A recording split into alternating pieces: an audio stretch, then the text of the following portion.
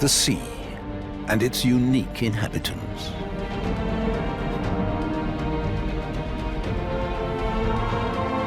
You don't always have to travel to exotic countries. Many miracles happen in unexpected locations.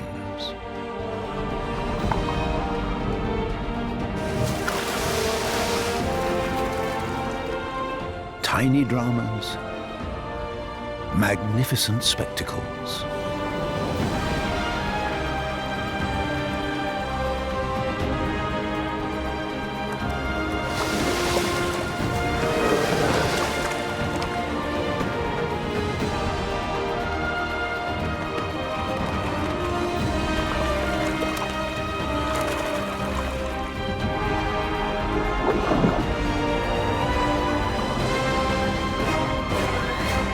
The North Sea and the Baltic, as we have never seen them before.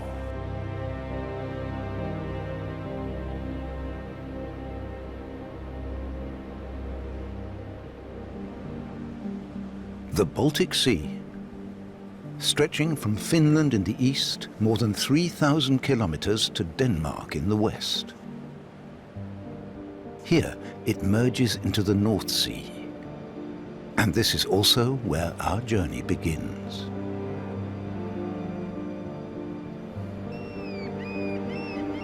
This is the island of Anholt.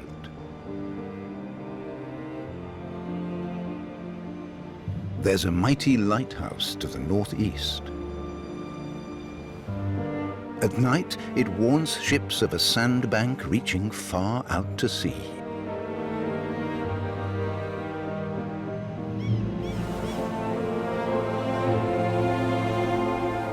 Which attracts very special visitors in the early summer.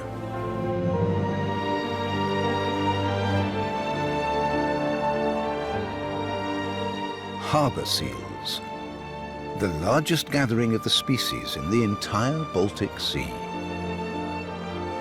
These females are teaching their young to swim.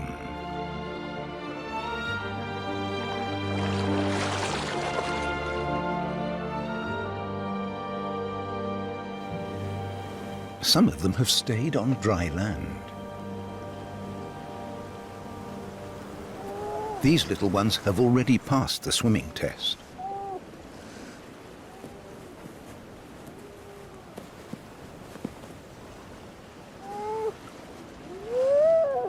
Now they're taking it easy.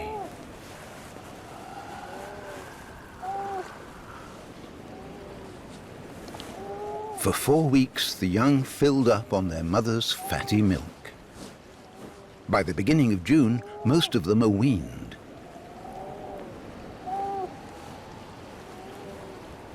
The bond with the offspring is still very strong, even after weaning. But now it's time to let go.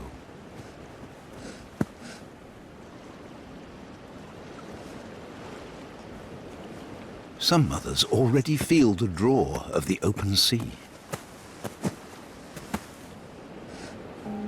This young female is alone for the first time.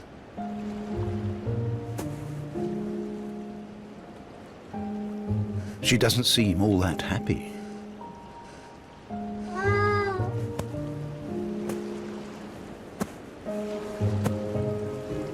Exploring the world on your own is a new experience.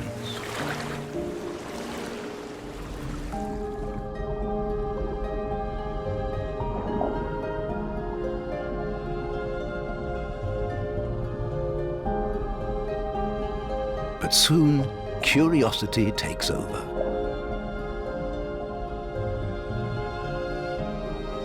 She seems to be particularly fascinated by the jellyfish.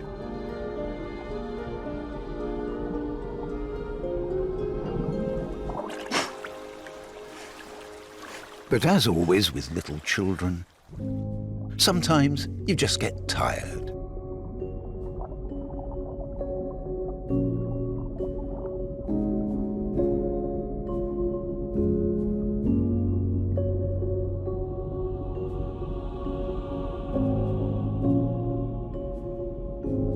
Seals like to snooze on the seabed.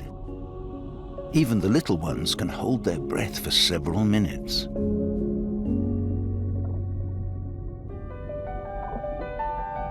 Her daydream is rudely interrupted. Another cub is curious about her.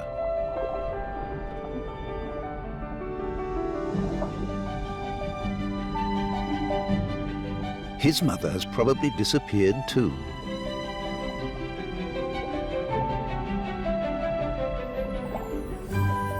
Time to enjoy life.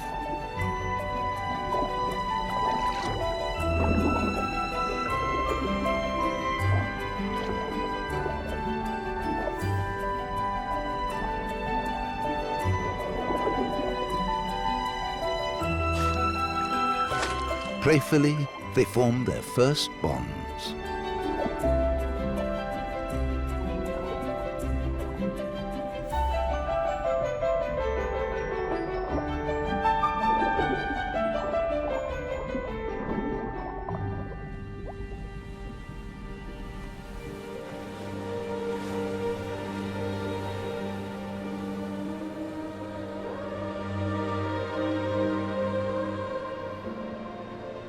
Next morning,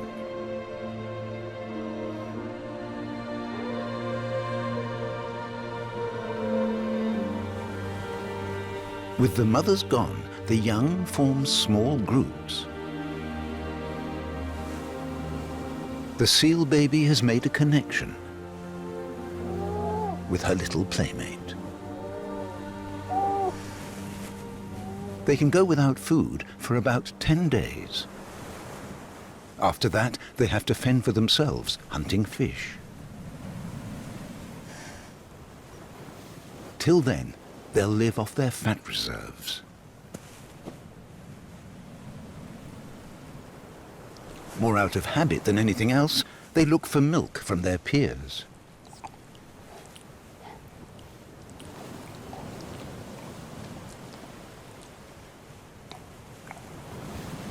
These little ones don't know how lucky they are.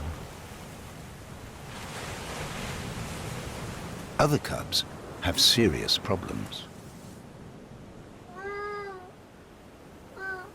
This little one isn't yet weaned and is clearly undernourished.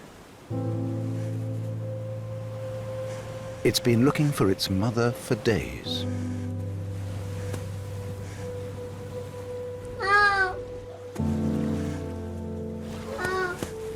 What the baby doesn't know is that just a few meters away, the sea has washed up its mother.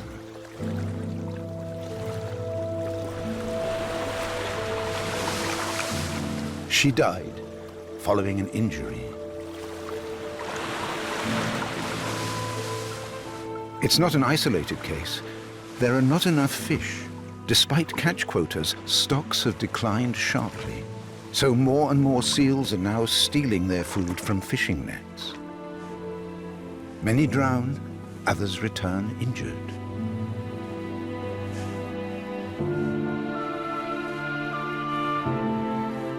The mothers are constantly risking their lives, and that means their offspring's lives as well. It's a dreadful fate.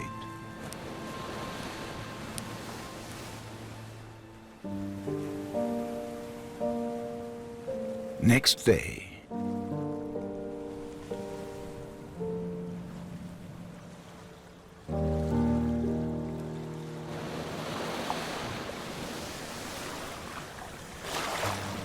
the young female wakes up alone. Yesterday there were 4 of them, but the others have left.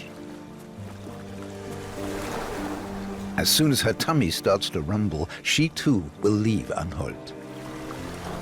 Then her own life will begin. For the moment, she's far too tired.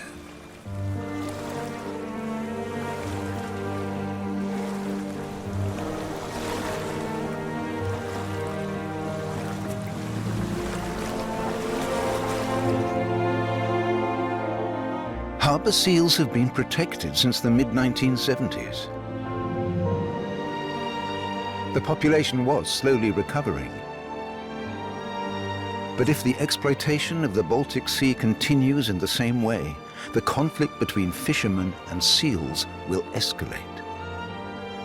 The seal paradise of Anholt could be lost forever.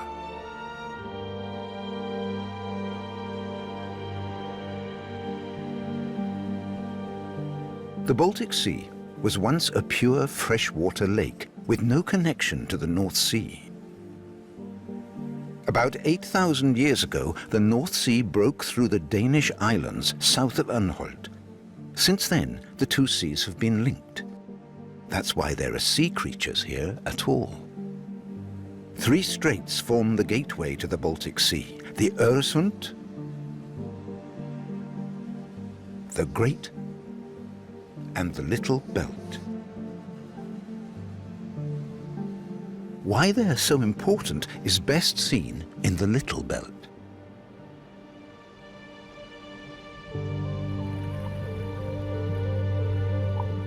This is not a tropical reef, but the Baltic Sea.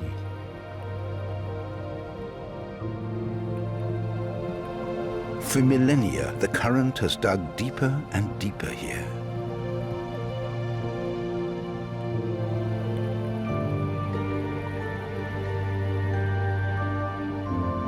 It created vertical walls that today form a canyon.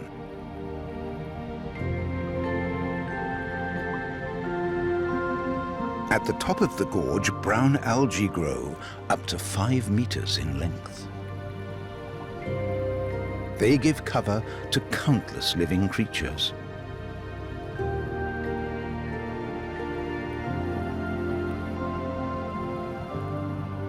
Including one animal you would expect to see elsewhere: the common lobster. It's actually remarkable it's here at all. They normally live in the North Sea, where the water is far saltier. This lobster is a real pioneer. These large crustaceans grow extremely quickly, especially in the early years. Its den has become too small. It needs a new one.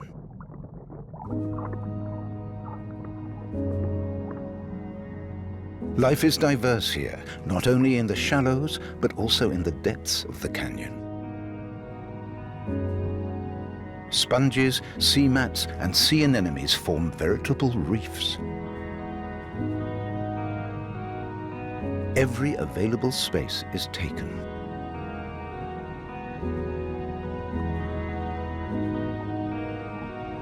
The dwarf flounder is a typical Baltic Sea resident, as is the cod.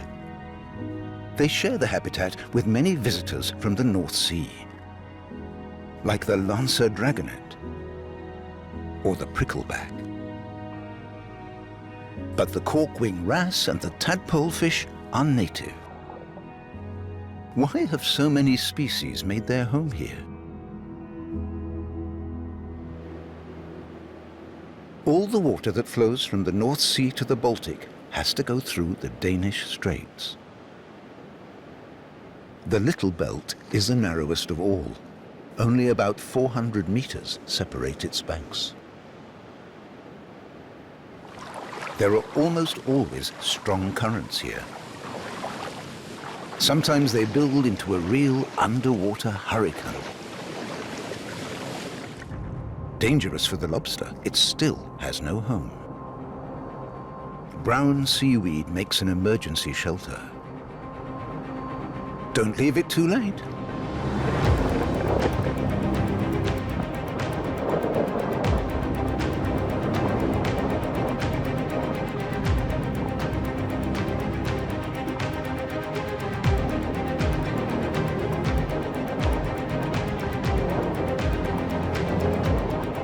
Trillions of larvae and eggs pour like a blizzard through the Little Belt. All of it coming from the North Sea. Most is invisible to the naked eye. A steady stream of new life, without which the Baltic Sea would have so few species.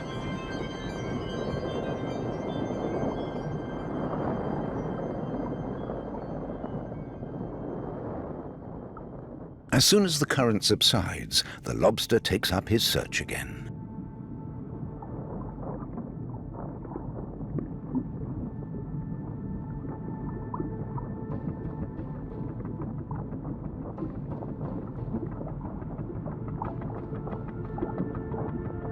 But now, there's a new problem. Another lobster.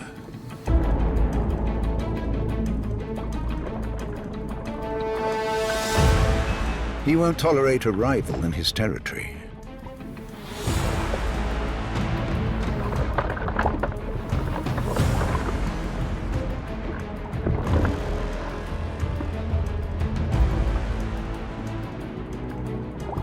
They're evenly matched.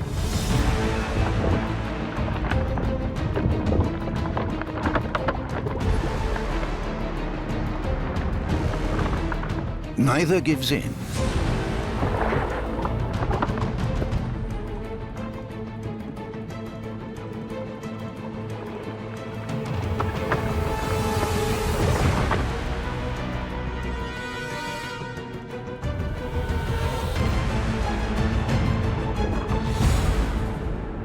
Then, it's over. The attacker is repulsed. To the victor, the spoils. The lobster's new home.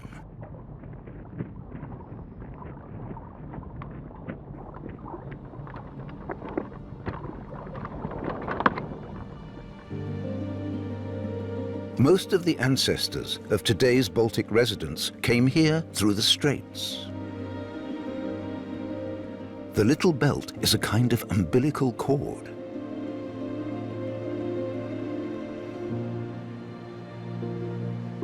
Just a few kilometers further south, the influence of the North Sea rapidly diminishes.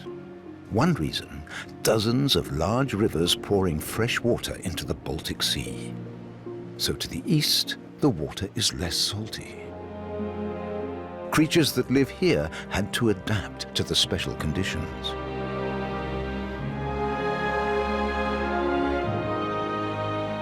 This is the Darsa Ott. Salinity here is half that of the Little Belt. The implications for the animals are huge. The wreck of a Dutch cutter. Instead of salt water, a freshwater current flows over the wreck. The ship is overgrown with mussels. Millions of them.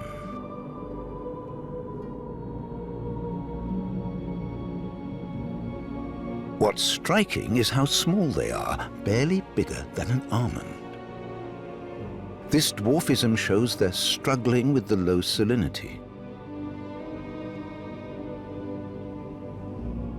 Even more obvious is the lack of species on the wreck.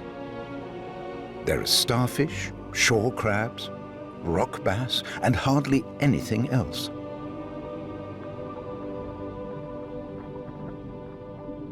Many creatures can't survive here.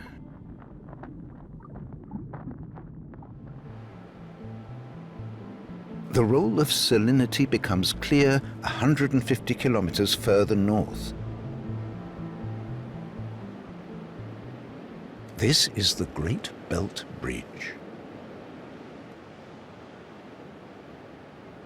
In contrast to the Das region, North Sea waters are constantly flowing through. Here too, there's a wreck in the sandy shallows.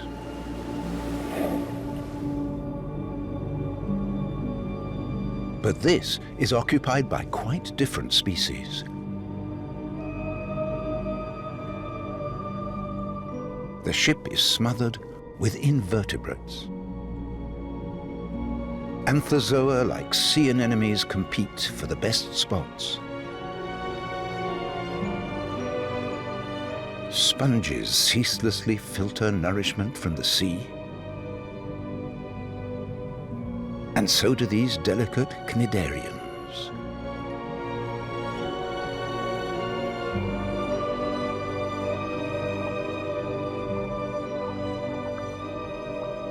Life explodes here. Only because the salt content is about twice as high as at the Das Shelf. The saga of the Baltic's creation shaped its native species. 12,000 years ago, kilometer-thick glaciers covered the region. The ice melted, making countless islands. Anyone who wanted to settle in this new territory had to adapt.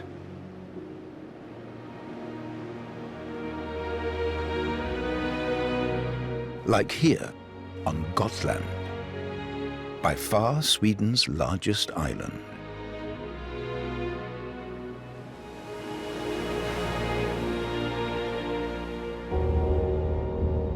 There are strange formations on the coast called raukars.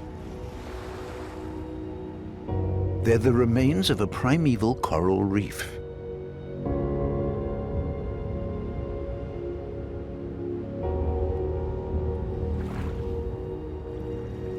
Here lives one of the Baltic's most extraordinary predators.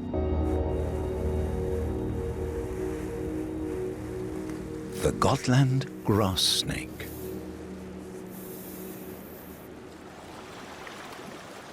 Like all reptiles, it has to warm up first thing in the morning.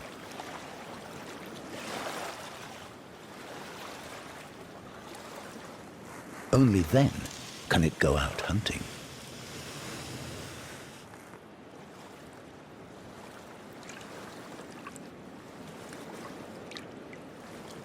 Gotland grass snakes hunt in the sea.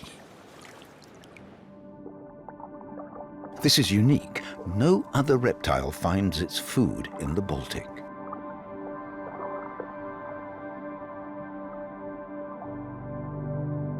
Algae, like dead man's rope, grow on the rocky seabed. Ideal territory for the snake, and a habitat for many animals. The three-spined stickleback,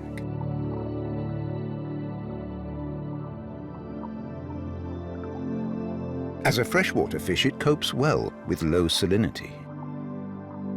The same goes for the Baltic prawn. Both animals could be prey for the snake, but they are incredibly difficult to catch.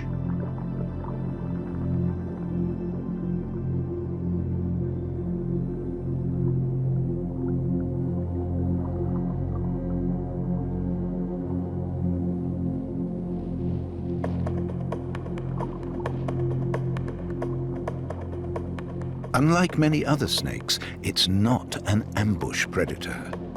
It actively searches out its prey.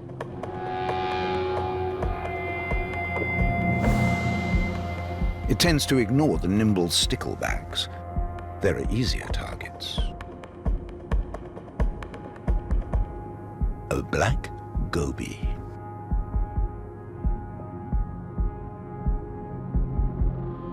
Finding them is not easy, even with the snake's keen sense of smell.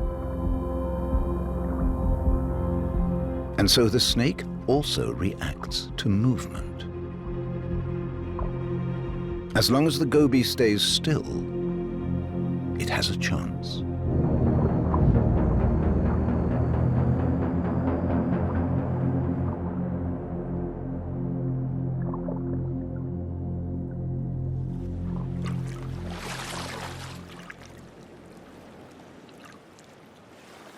The snake can hold its breath for about 15 minutes. Then it needs a break.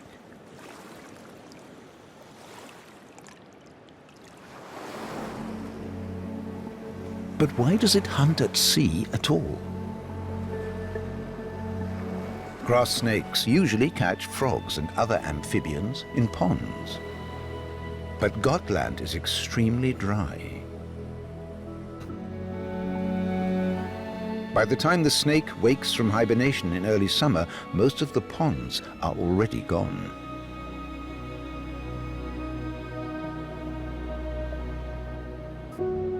In these sparse, sandy woodlands, water drains straight into the ground.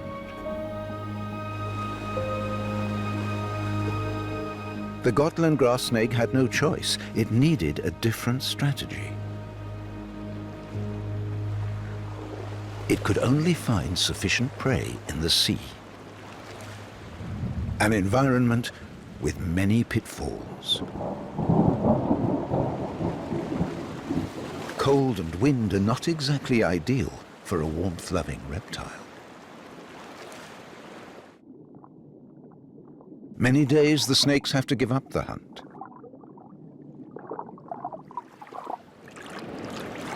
It's just too cold.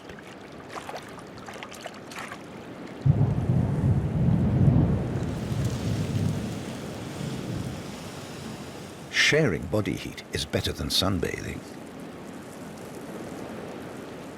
Gotland grass snakes know how to help themselves.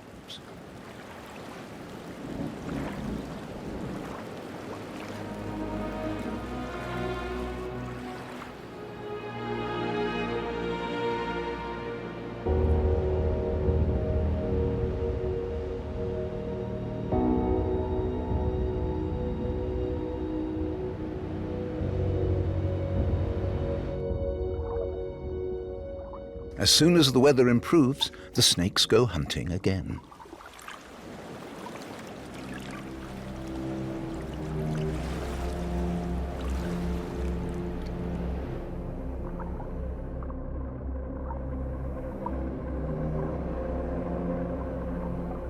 Will the goby keep its nerve this time?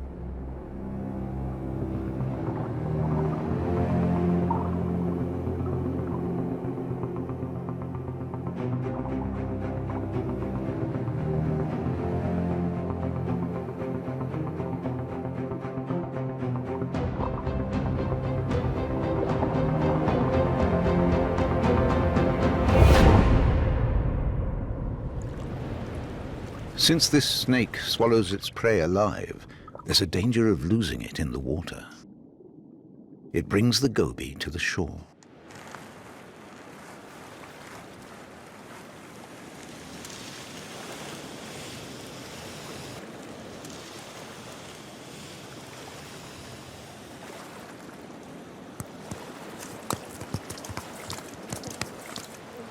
To devour such large prey, it disengages its lower jaw.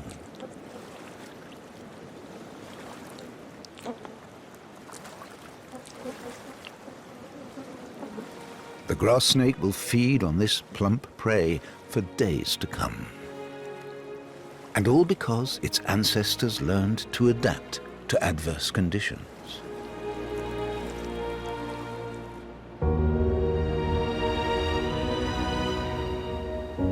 The Baltic Sea is extreme in many ways. It has areas of very different salinity. It's very shallow. It's still shaped by the Ice Age. But these extremes offer opportunities to conquer a whole new habitat. Here, for instance, at Lithuania's Curonian Spit.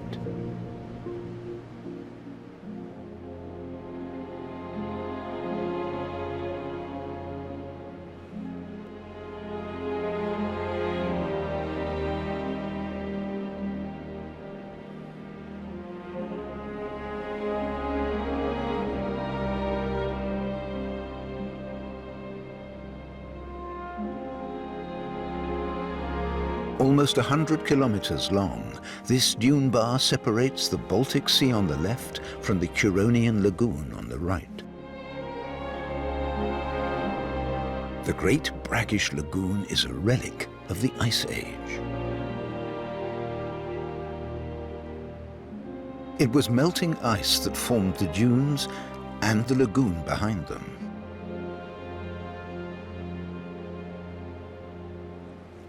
Every year, at the end of March, common toads gather here to mate.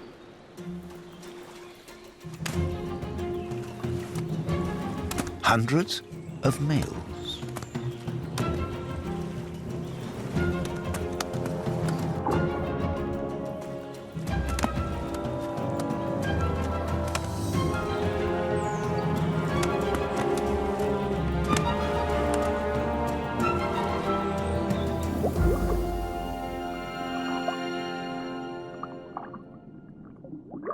The search for a female begins. Easier said than done, because suitable candidates are vastly outnumbered.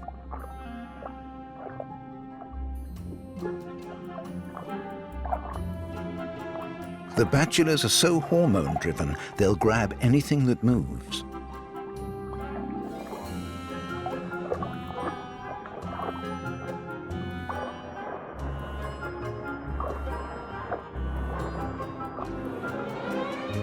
It may be a while before they realize none of these are females.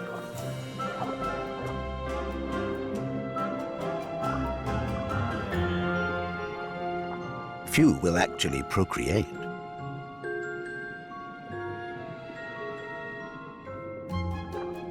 Three males discovered this potential partner.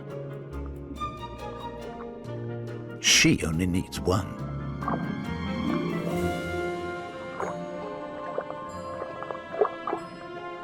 She quickly makes off with the lucky one.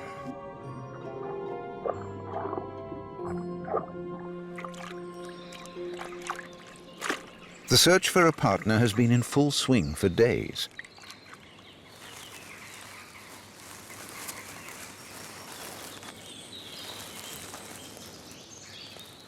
This male is only now waking up from hibernation. He's left it late.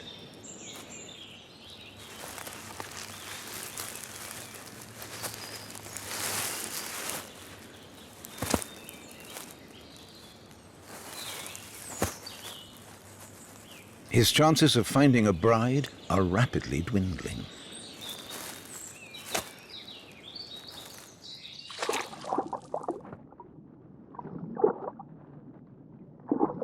Underwater, the search is now taking extreme forms.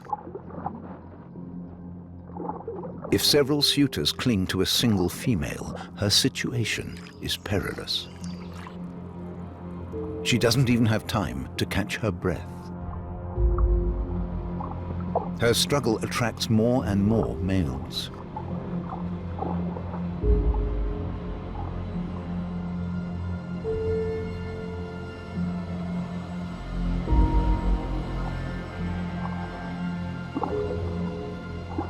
When the latecomer joins them, it's too much.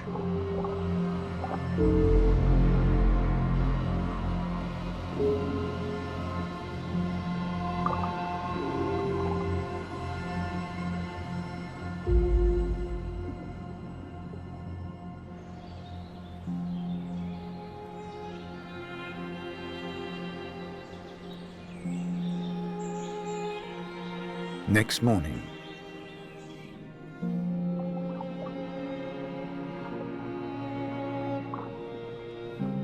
the female is dead, but the male's mating instinct is so strong, he's still holding on.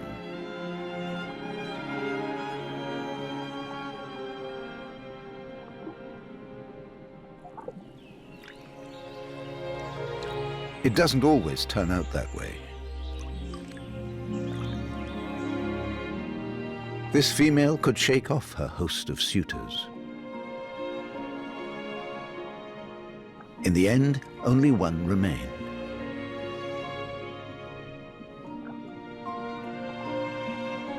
She's already started laying her eggs, attaching them to the reeds in 2 strands. The male won't leave his partner until she has completed her task.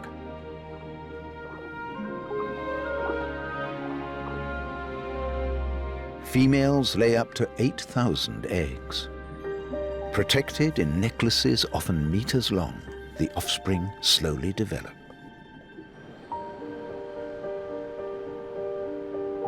Almost 2 months have passed.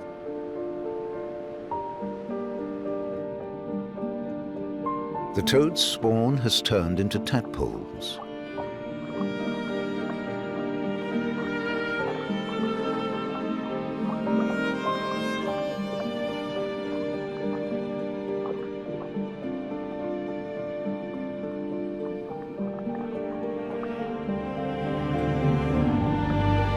Tens of thousands more and more every day.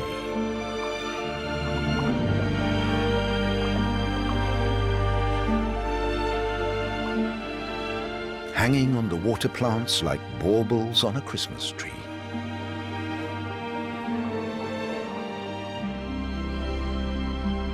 They don't have legs yet, but they have a tail, vital for foraging food. A pike. No need to be afraid of him. Tadpoles are too small, even for a snack. Their real enemy is almost as tiny as they are. Not a twig with legs, but a caddisfly larva. Camouflaged, armored, and very hungry.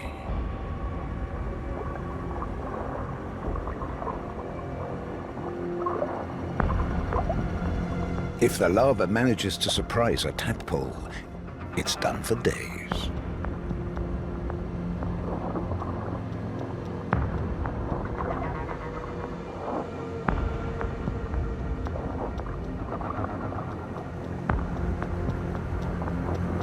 Usually it targets the weak.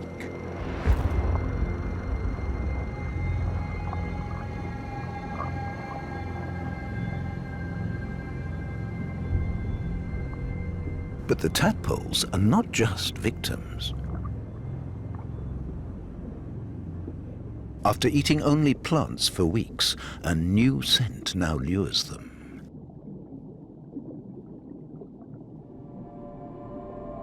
A dead female.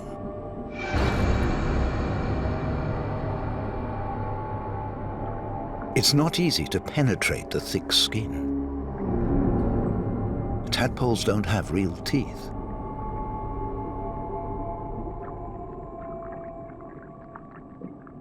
This new lust for meat knows no bounds.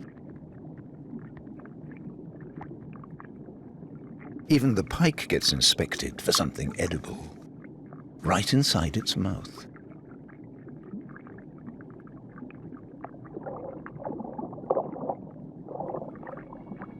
Lucky.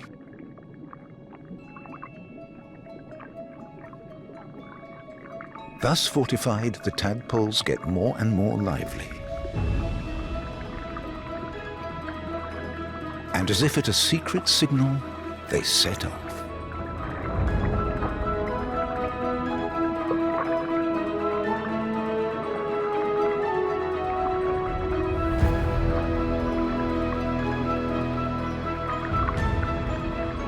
They gather from all around.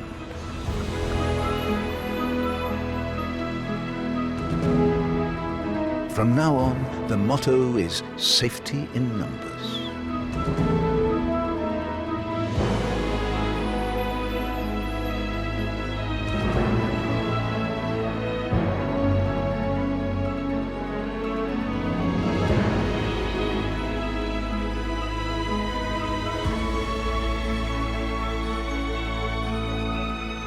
Soon these tadpoles will grow legs. And then they'll live in the coastal forest of the Curonian Spit.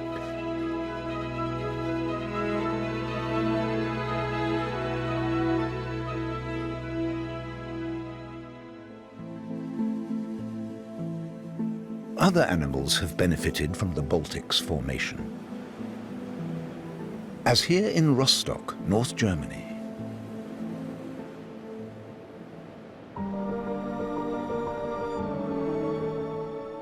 the ghost forest.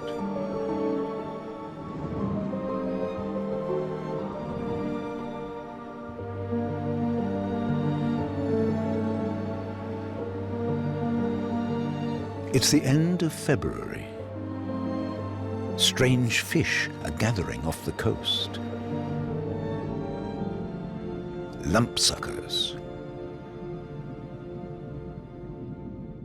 A few days ago, this male arrived with his partner from far out in the Baltic Sea.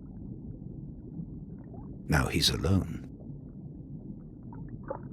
Only the orange-colored eggs, still tell of the couple's lovemaking.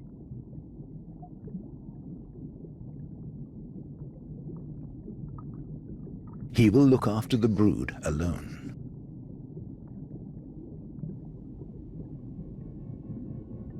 The next few weeks will test his paternal skills.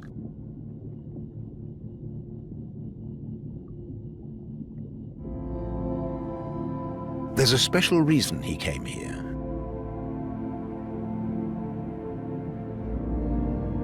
Glaciers left deep gullies in the last ice age. A unique underwater landscape.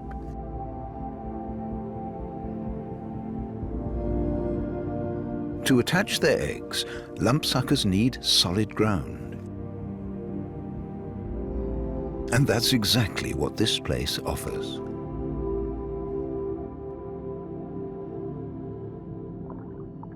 Since the male arrived here, 2 weeks have passed.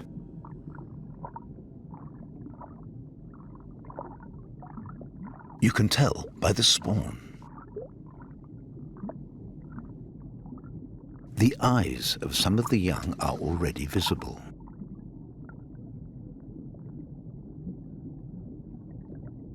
Other eggs are cloudy. That's a fungal infection. He lovingly blows oxygen-rich fresh water over his offspring.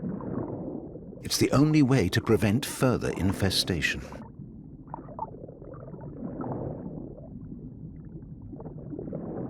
This takes up so much time, he won't eat for more than a month. And there's another problem. Fish eggs are popular with other animals. Early spring is a good time to be here. The Baltic Sea seems deserted. Most predators are still in a kind of hibernation.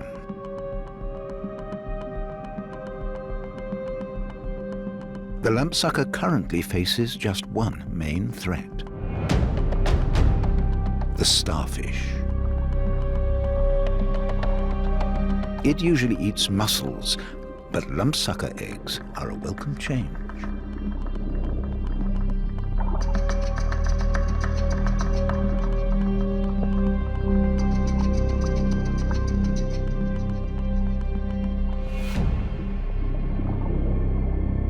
When the lumpsucker notices the intruder, it's too late.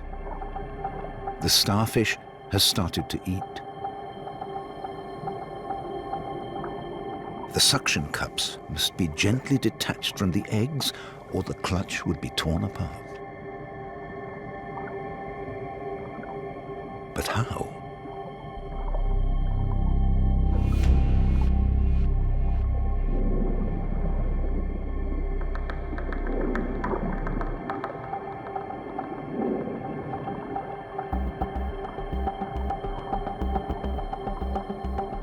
Finally, the starfish is no longer a threat.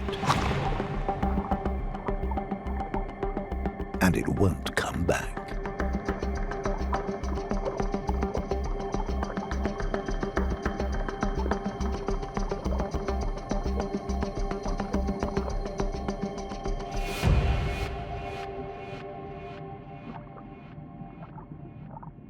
A week later, there's a new problem. The water is warmer. That rouses other animals.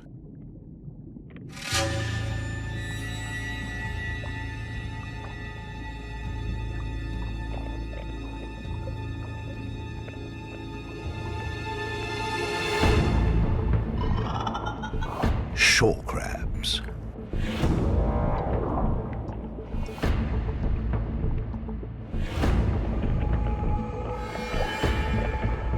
After their long hibernation, they have just one thing on their minds: food. The lumpsucker's nest is soon discovered.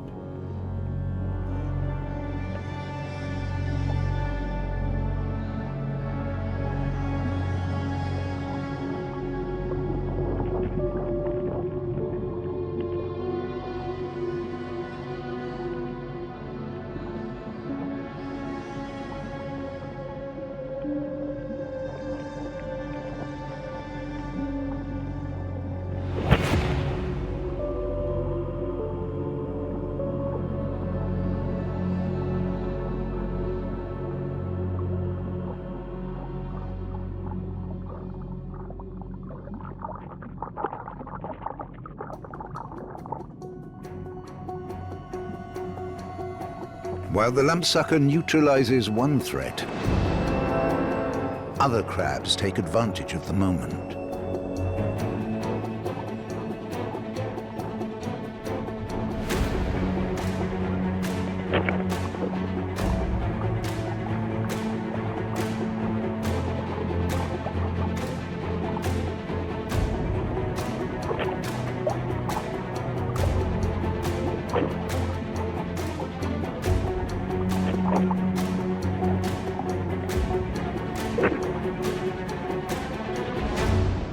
All his efforts have paid off. But he has no idea that a far greater disaster is approaching.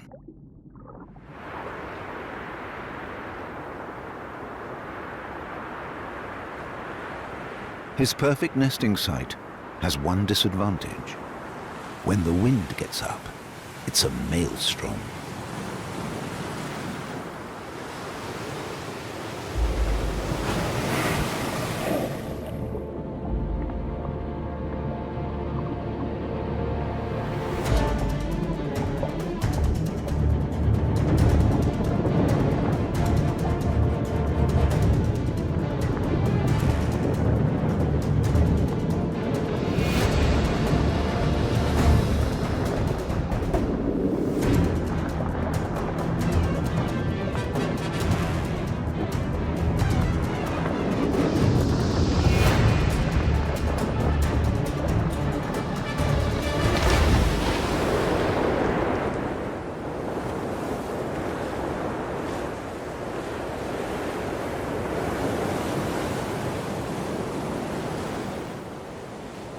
The storm rages far into the night.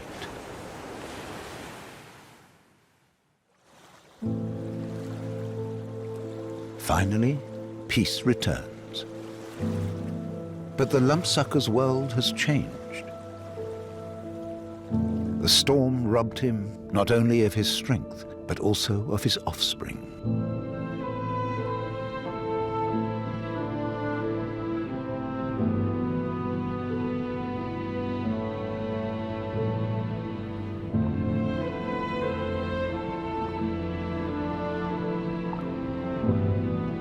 There's no reason for him to stay here now.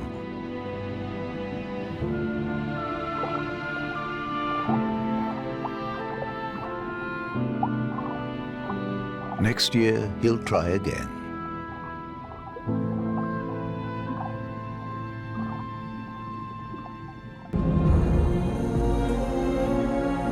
The Baltic Sea is like no other.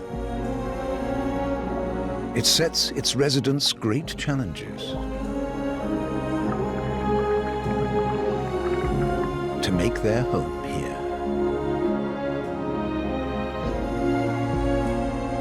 They fight for their young,